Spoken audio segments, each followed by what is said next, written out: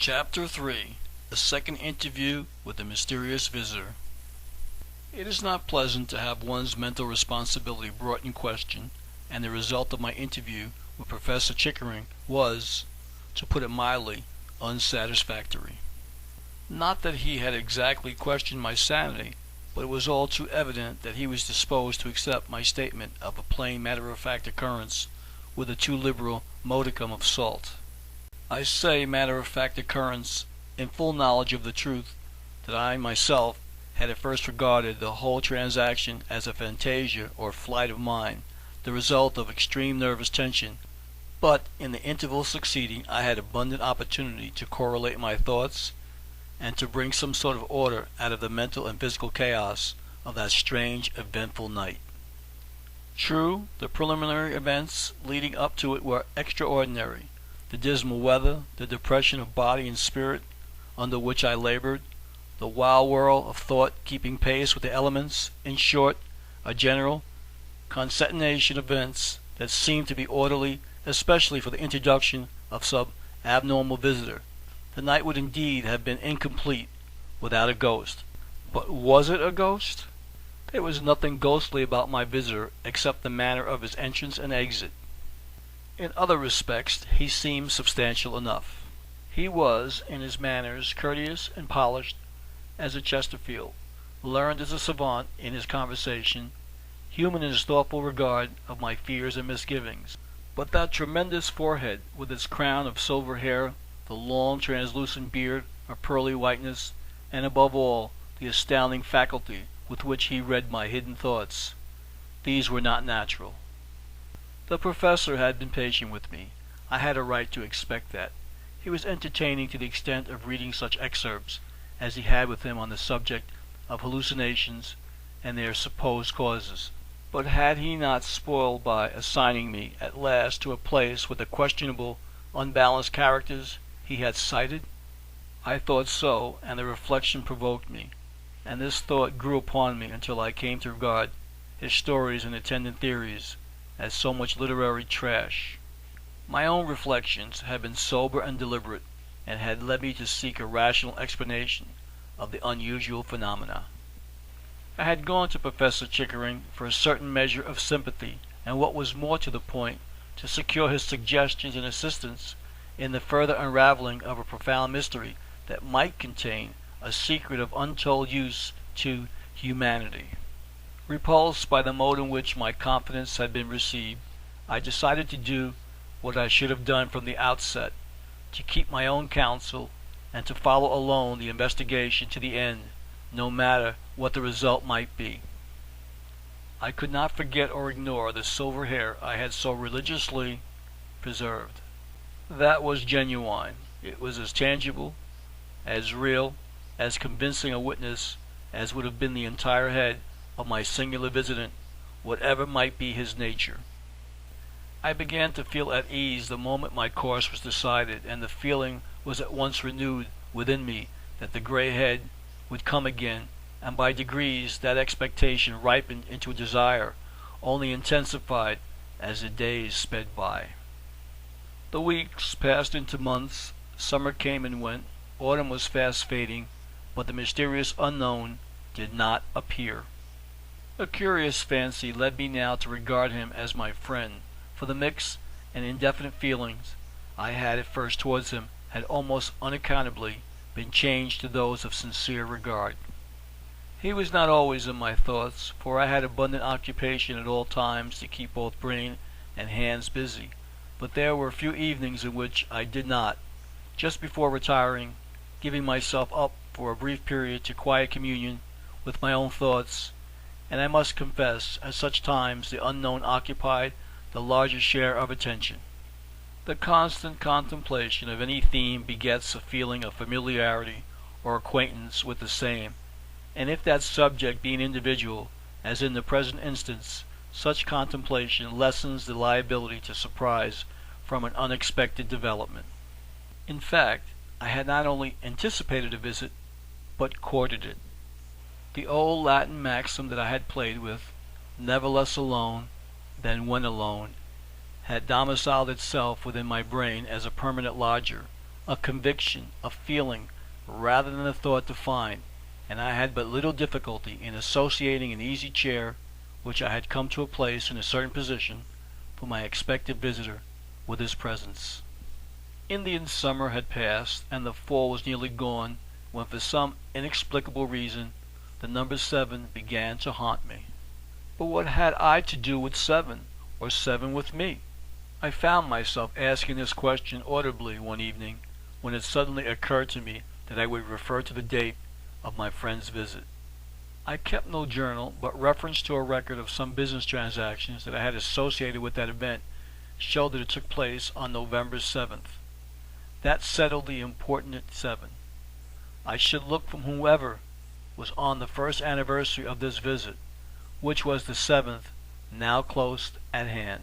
The instant I had reached this conclusion, the number left me and troubled me no more.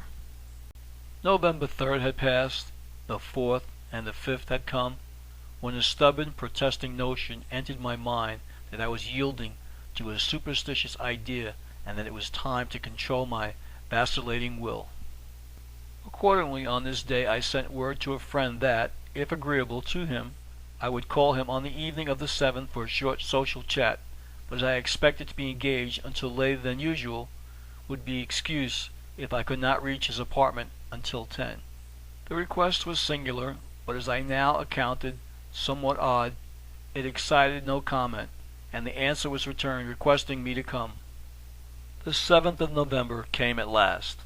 I was nervous during the day, which seemed to drag tediously, and several times it was remarked of me that I seemed abstracted and ill at ease, but I held my peace. Night came cold and clear, and the stars shone brighter than usual, I thought. It was a sharp contrast to the night of a year ago. I took an early supper, for which I had no appetite, after which I strolled aimlessly about the streets, revolving how I should put in the time till 10 o'clock, when I was to call upon my friend. I decided to go to the theater, and to the theater I went. The play was spectacular, Aladdin, or The Wonderful Lamp. The entertainment, to me, was a flat failure, for I was busy with my thoughts, and it was not long until my thoughts were busy with me, and I found myself attempting to answer a series of questions that finally became embarrassing. Why did you make an appointment for 10 o'clock instead of 8 if you wished to keep away from your apartments? I hadn't thought of that before. It was stupid to a degree, if not ill-mannered, and I frankly admitted as much. Why did you make an appointment at all in the face of the fact that you not only expected a visitor, but were anxious to meet him? This was easily answered. Because I did not wish to yield to what struck me as superstition. But do you expect to extend your call until morning? Well, no, I hadn't thought or arranged to do so. Well then, what is to prevent your expected guest from awaiting your return? Or what assurance have you that he will not encounter you in the street under circumstances that will provoke or, at the least, embarrass you? None whatever. Then what have you gained by your stupid perversity? Nothing beyond the assertion of my own individuality. Why not go home and receive your guest in becoming style?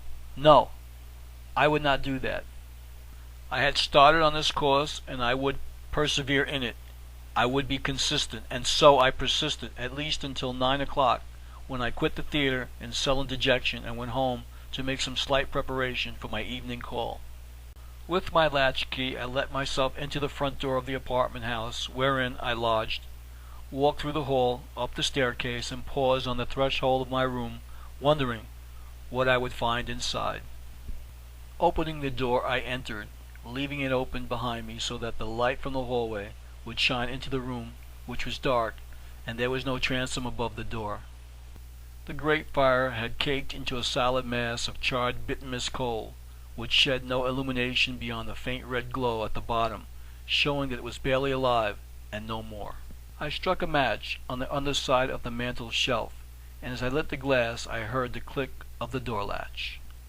I turned instantly. The door had been gently closed by some unknown force, if not by unseen hands, for there was no breath of air stirring.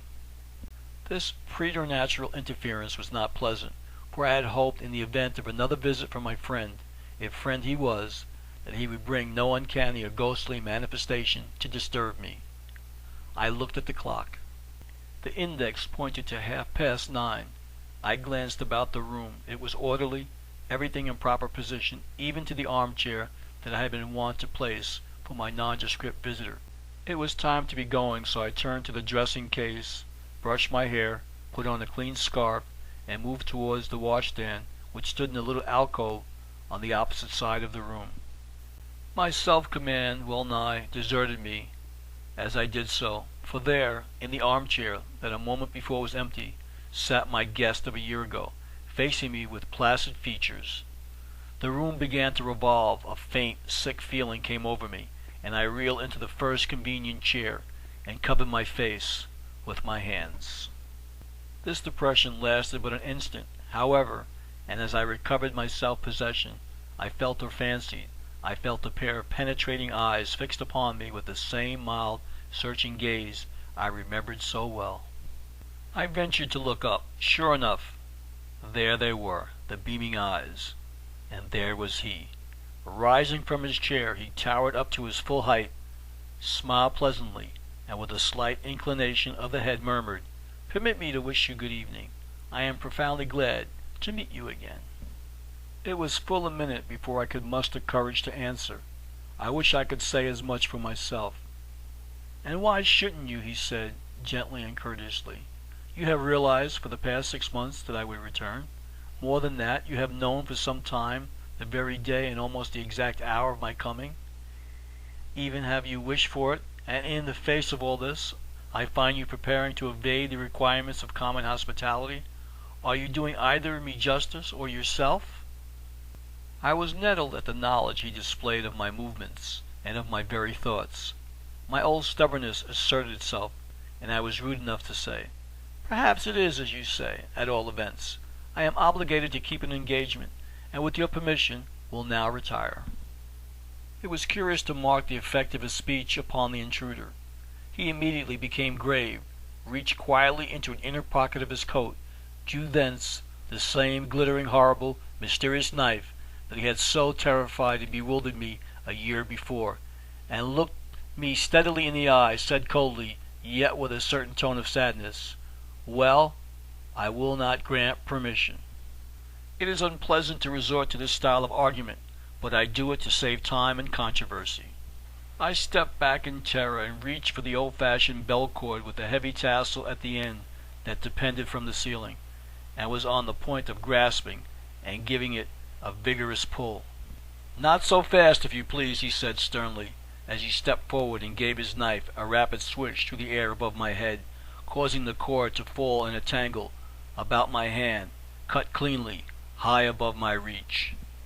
I gazed in dumb stupor at the rope about my hand and raised my eyes to the remnant above. That was motionless. There was not the slightest perceptible vibration, such as would naturally be expected. I turned to look at my guest. He had resumed his seat, and had also regained his pleasant expression, but he still held the knife in his hand, with his arm extended at rest upon the table, which stood upon his right. "Let us have an end to this folly," he said. "Think a moment, and you will see that you are in fault. Your error will rectify easily, and then to business.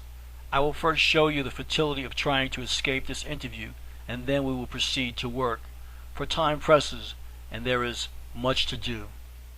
Having delivered this remark, he detached a single silvery hair from his head, blew it from his fingers, and let it float gently upon the upturned edge of the knife, which was still resting on the table.